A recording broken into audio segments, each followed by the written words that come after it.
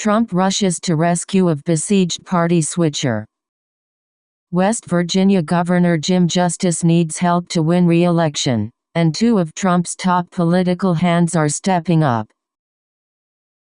With the president by his side, West Virginia Governor Jim Justice made a dramatic announcement before a raucous crowd of MAGA hat-wearing supporters. He was bolting a Democratic Party that had walked away from him to join Donald Trump's GOP. 2 years later, Trump is now repaying the favor. A pair of the president's top lieutenants, Bill Stepien and Justin Clark, are joining Justice's campaign as advisors as the governor tries to navigate a treacherous 2020 re-election bid. The move illustrates how Republicans up and down the ballot are hitching themselves to Trump's ever-expanding and newly professionalized 2020 political machine, with the president lining up a team of experienced political strategists, deploying an ambitious national field program, and exercising nearly universal control over the party apparatus. Republicans are eager to exploit his organization for their own benefit, but Justice may be going the furthest. Stepien and Clark are two of Trump's most loyal political aides. Both worked on his 2016 bid before going on to serve in the White House. They recently became consultants on the president's 2020 campaign, where they are overseeing an aggressive effort to ensure that anti-Trump activists don't overtake next summer's convention.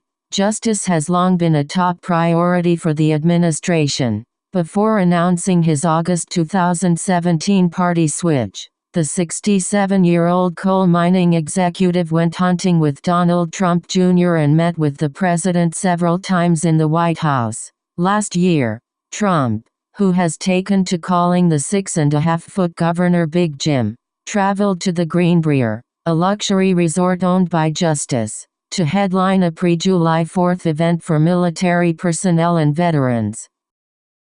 And when Trump campaigned in West Virginia ahead of the 2018 midterms, he was frequently joined by Justice. The White House is determined to save the governor from the fate of other party switchers like the late Pennsylvania Senator Arlen Specter, who lost a primary after switching to the Democratic Party during Barack Obama's first term. Switching parties has long been a risky endeavor for politicians, who face the dual challenge of winning over wary voters in their new camp while alienating those in their abandoned party. If you convince a guy to switch parties and he joins your party, you have kind of a responsibility to make sure to try to take care of him in his re-election, said Rick Dearborn, a former Trump White House deputy chief of staff who has worked with Stepien and Clark. You've asked him to put his neck out there to switch parties, to switch allegiances. You've got to be loyal to him and you've got to do what you can to get him across the finish line.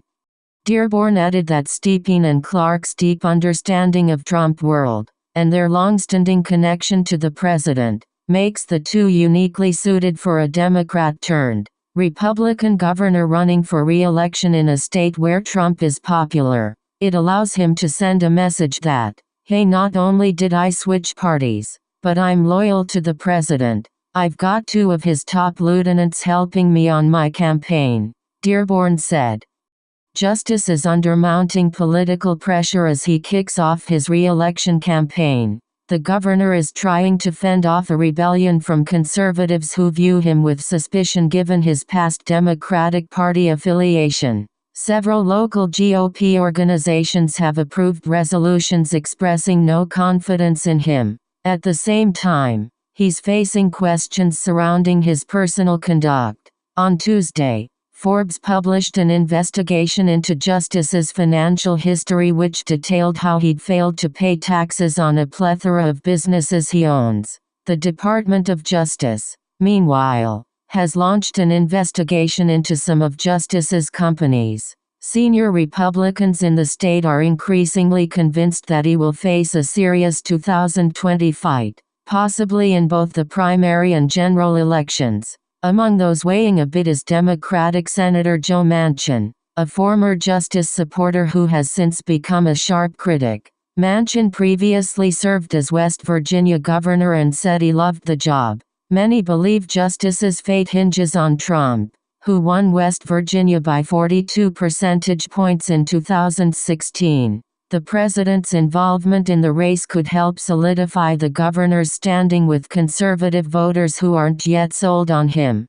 Does he need Trump? Absolutely, said Hoppy Kercheval, an influential radio show host in the state. He needs some help. As the new election cycle kicks into gear, Justice isn't the only Republican leaning on the Trump machine. Mississippi Lieutenant Governor Tate Reeves, a favorite of the president's inner circle who is running for governor, has met with multiple Trump aides in recent weeks, including White House political director Brian Jack and several members of the re-election campaign. The discussions come as Reeves tries to extinguish primary challenges from several Republicans. The lieutenant governor said the president's organization in the state is key to victory in November. Trump carried Mississippi by 17 points in 2016. Kentucky Governor Matt Bevin, facing his own re-election this year, has been speaking regularly with the president, and Bevin's team has been coordinating with the Republican National Committee, which has melded its operations with the Trump campaign. Vice President Mike Pence, meanwhile, recently headlined a fundraiser for Georgia Senator David Perdue and campaigned with South Carolina Senator Lindsey Graham. GOP officials working on Trump's 2020 blueprint say they're assembling an infrastructure that will extend far beyond the presidential race. Mike Reed, an RNC spokesman, said the joint RNC-Trump campaign field program will engage in voter registration and turnout effort to help Republicans at all levels. Stepien and Clark, through their newly launched firm, National Public Affairs, will be serving as advisors on the Justice campaign and remain a part of the Trump re-election effort. Trump aides said it hasn't been decided what precisely Trump will do in the race, but there's no question the governor would welcome Trump to the state whenever he can make it. If Justice runs again, he will need President Trump to come here often, said Greg Thomas, a Republican strategist in the state. Good thing he seems to like the Greenbrier.